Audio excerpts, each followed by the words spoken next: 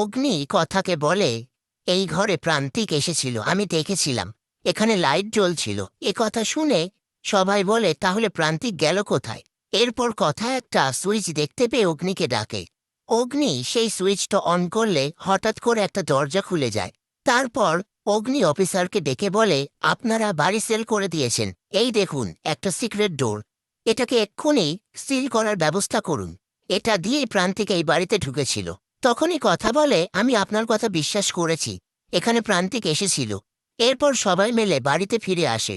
তারপর কথা অগ্নিকে বলে, আমরা তো একটা ছক কষেছি, সেটার জন্য অপেক্ষা করুন না, এতটা উতলা হয়ে পড়েছেন কেন? এই নিয়ে তারা ঝগড়া করতে থাকে।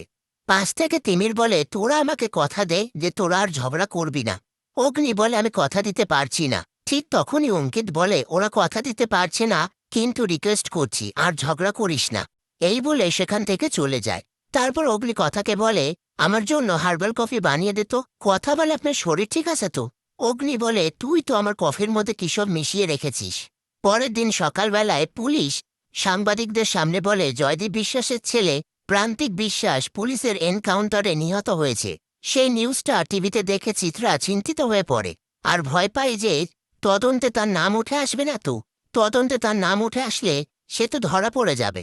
ওদিকে প্রান্তিক ছদ্মবেশে একটা দোকানের সামনে এসে টিভিতে দেখে তার নামে নিউজ হয়েছে যে সে পুলিশের এনকাউন্টারে মারা গেছে। কথা শুনে প্রান্তিক অবাক হয়ে যায়। অন্যদিকে অগ্নির ফোন এলে স্যান্ডি ফোনটা অগ্নিকে দেয়। আর অগ্নি ফোনে বলে, আমি যদি আপনাকে বলি ডেড বডির হাইট আর ওয়েট কত হবে, সেই অনুযায়ী আপনি কাঠ পাঠিয়ে দিতে পারবেন তো?